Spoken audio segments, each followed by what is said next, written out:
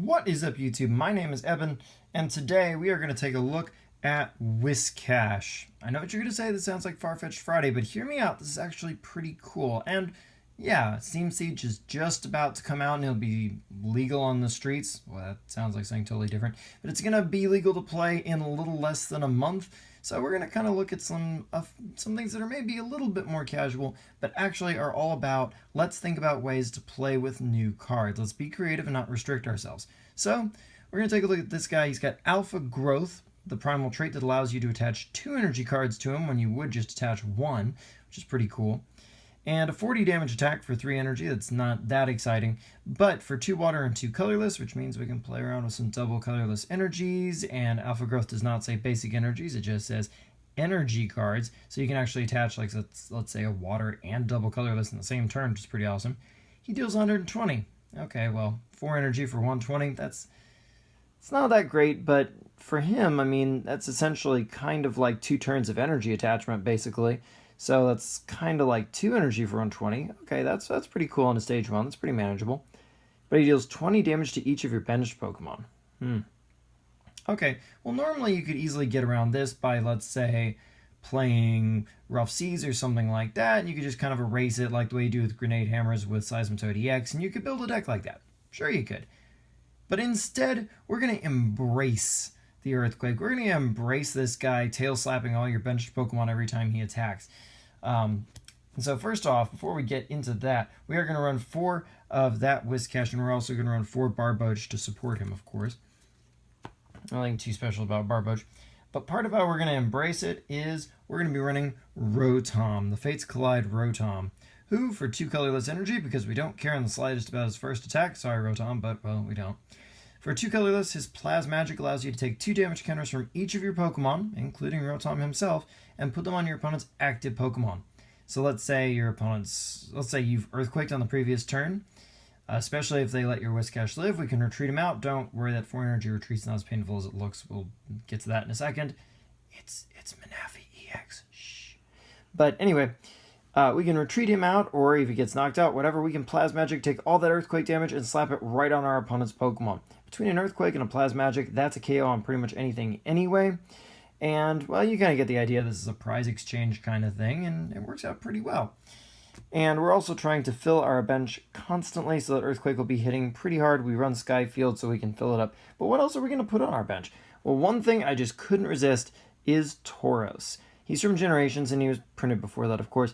But this guy's got 110 HP, and for every damage counter on him with a Seething Anger attack, you get to flip a coin, and for each heads, it's 30 damage. Now, that could be a big flop, but it could also be a big hit. More importantly, though, this is something you can really, really threaten your opponent with. This is not something your opponent wants to watch take a couple of Earthquakes and then come out and potentially wipe something out with very little or no damage on it. So it can be a nice way to kind of force your opponent to Lysander or take a huge risk. It can also be kind of a clutch win condition. It can be just fun. But regardless, this guy's a nice thing that can just soak up damage counters for us and probably pay us back in some way or another. So he's a nice inclusion. We don't want to overdo it, but yeah. Oh, hey, it's Manaphy EX. We run all water energies except for our double colorless energy. So this thing gives us free retreats, including on our otherwise painfully 4 energy retreat costed Whiscash.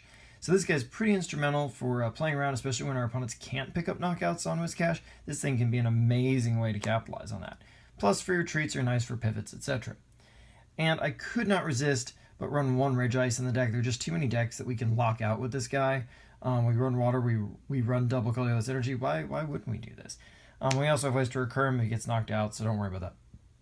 And our final Pokemon is Shaman EX. Obviously, this is the first guy you want to sack if your Skyfield gets blown up while you have more than 5 Pokemon on your bench, and we're going to be able to recur them and draw more and more and more. So that's kind of the idea there. Nothing you haven't really seen before. And we're going to get right into our supporters. We've got 3 Sycamores because we can afford to nuke our cards, but of course, you know, when we run an evolution that we heavily depend on, we don't necessarily want to.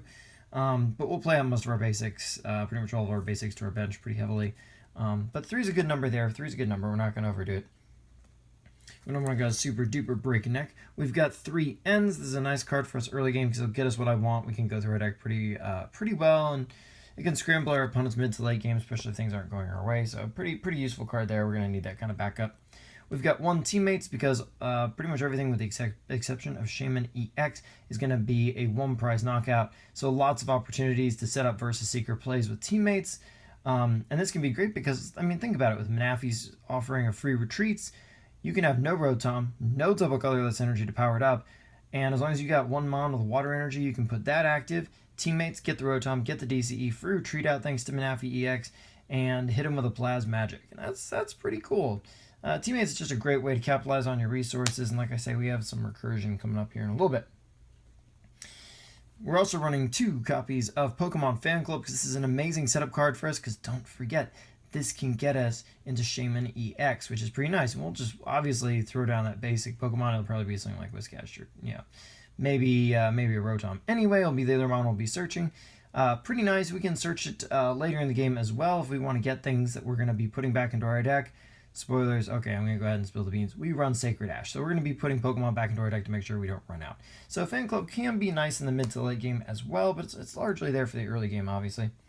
We've got 1 copy of Fisherman, because obviously Whiscash is going to get knocked out periodically, and losing those energies is going to kind of hurt eventually. I mean, 1 double colorless and 2 water is not necessarily too bad, but this can be a great way to get 4 energies back, and then that's a Whiscash powered up right there.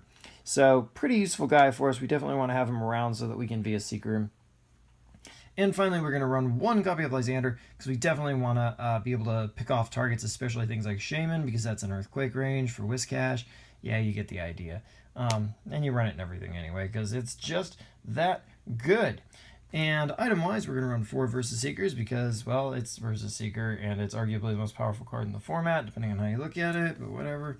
We're going to be running 4 Ultra Balls, great way to lower our hands for Shaman, search for anything and everything in the deck, blah, blah, blah, blah, blah, blah, blah, blah, blah. We're going to run 3 Trainer's Mail. It's just kind of the nice number to run. It's not just because I only have 3 gold copies. That just, that is also true. But that is not why we're running 3. We didn't really have the slot for the 4th, and we don't necessarily need the 4th. 3 is a lot to keep our consistency up where we want it, so that's why we're running 3. I wanted to create the other slot in the deck for us. Also, if you're going to open the mail, you probably want to get a letter. Maybe a letter from the professor. We're running 2 so that we can definitely pick up 2 waters. That's pretty nice since those 2 waters can instantly drop back down onto our Whiscash. So it's a nice way to keep the energy flowing for us. And it also clears us out so we don't have to draw them manually. We're just going to get them with the letter anyway. And then we can draw things like items and supporters that we really want to draw. We're going to run 2 Sacred Ash. Yeah, 2. You won't see me running 1, let alone 2 of these most of the time.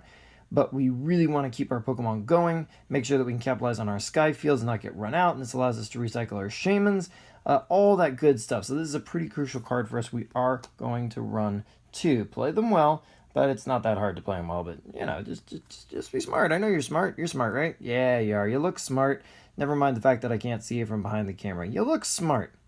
We're running 3 copies of Sky Field. This allows us 8 Pokemon on our bench, because obviously if we can Earthquake, put 20 on all those Pokemon each, and then Plasmagic, we can Plasmagic for a pretty impressive amount of damage. Obviously we can hit for as much as 160 with Plasmagic that way, because it's going to be hard to get that 20 on the new Pokemon we bench after somebody gets knocked out. But if they don't knock out the Whiscash, then theoretically you could Plasmagic for 180. If they conveniently put damage on your active Mon and all your bench just got hit by Earthquake, it could happen. And wouldn't that be the most amazing thing? That's worth trying. You should try to do that. That's really cool. You'd be the coolest forever. I would love you always. And finally, we are going to run 2 copies of Experience Share. While Whiscash can free ticket himself to a pretty good power-up just by virtue of his alpha growth, not all your Mons have this, and especially Mons like Tauros can use a little bit of a boost to the Experience Share, and Regice could use it too. That'd be nice, and you can kind of set yourself up while letting things go down. It's just a really good add-on for the deck. I felt like it had a place. And if you're low on double colorless energies, this can help your Rotoms go off too. So kind of a nice 2-of to have there. And last, but certainly not least, is our energy base. We're running 4 double colorless energies because pretty much everything in the deck just loves double colorless, so it's just too good not to run, obviously, and it's helping us out. Why wouldn't we run it? We should run it. We're going to run it. And we're running 8 water energies. Even though we've got a lot of recursion, we want to draw a lot of them, and we're going to put a lot of them down on the field. And if our opponents start slowing down, we want to still be able to set up Whiscashes without our active one having to get knocked out so that we can Fisherman or something like that. So we are going to run those 8 just to make sure we can get it going, keep it going. That is the deck. It's really cool. You should try it. It's fun. It's an interesting deck to play. And part of why we play is to think about how we play and how we can maybe play better. But that's going to be it for me. Until next time, like, comment, subscribe. You know the drill. Twitter link is down below. You should totally follow me on Twitter. You'll find out when videos post like that second. You could be like the first one. You'd be so cool. I'm going to get out of here. I will see you next time.